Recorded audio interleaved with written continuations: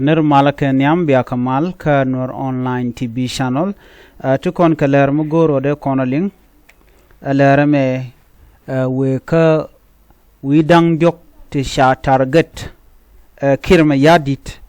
to ga ne ka ron kin dang ru jan dang ru ngwan te ga ti selfa kirma yadit kala ne ke 2024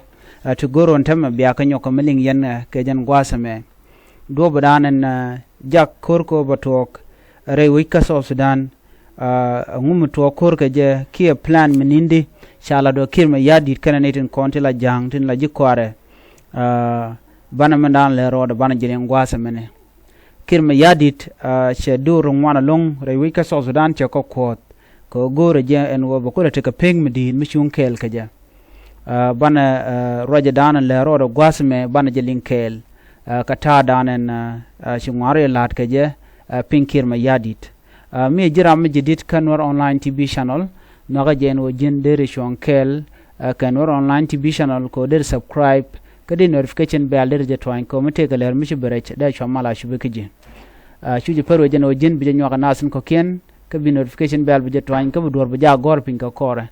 ban rati me ban je linkel gor no jin brodo kebeka ko mandana le rodo gwasame roje ban lat gwasame roje shalat ki me shalat kirma yadi ne karon kina dangro jan dangro dungwana jen plan dana ban linkel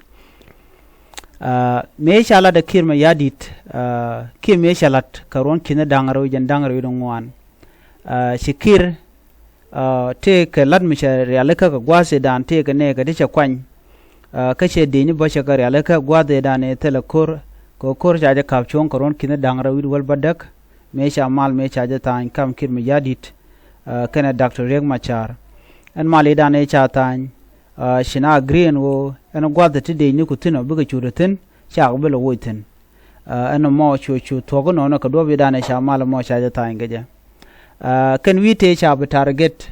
ka kore ka ron kin dangro jan dangro ngwan kirma yadit ko be ngajeno en kuma SPLM IO ka witin ken shunkel ga jamo ki ka ngani re wika South Sudan gwada dan te gane tan wanda shunkel ka Dr. Riek Machar ani ka gwada dan meji kor meji to ga ron kin dang red wal jok joje gorno be gosken dial be ka ngach en me sha be jega ken me shi kan plan mo shi kan carried out shi kan goten content dong lu ka tin ken ga shungach gwada niam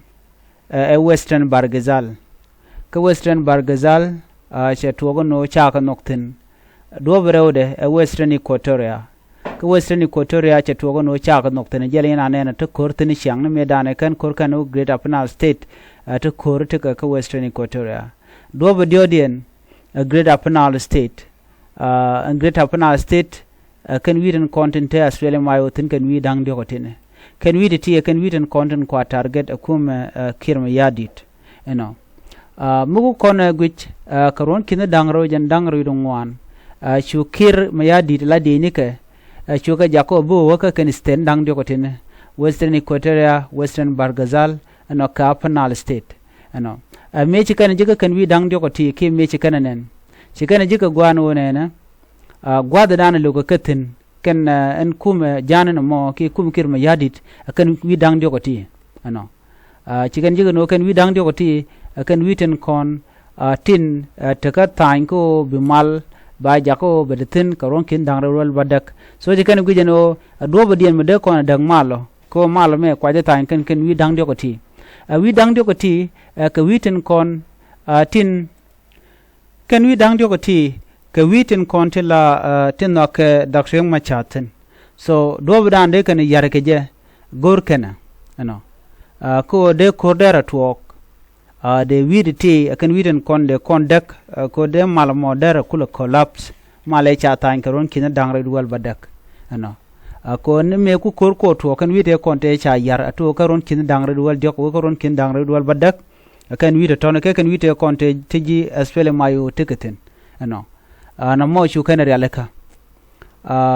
shu kan gujeno ne ken ne dialati goda konde de ni SPLM IO tin chugan goron de kan gota to de kan ko ke dich SSPDF kade kana de kan ko yo ko shi kan de shon kel ke SPLM IO chugan gorno bi kan de kontin at windi ti bi kan ka mak ka chugan ono no biken former colleague dien mishala Joseph Dongu ke Western Bargazal chukana makan gwadamo chukan uchan buat chukana mak chukan Johnson Luny ka Greater Upper State chukana mak chukan James Nando in Western Korea ba chukana mak no to talk at chalat akirma yadit ka gwade dan ko gore jen o jen be identity baka ko do dan de ka chon kel ka ja no ken 3 state ken connected target dien teten ala ken wi dang de ko tina ko ken wi den content kum SPLM IO teten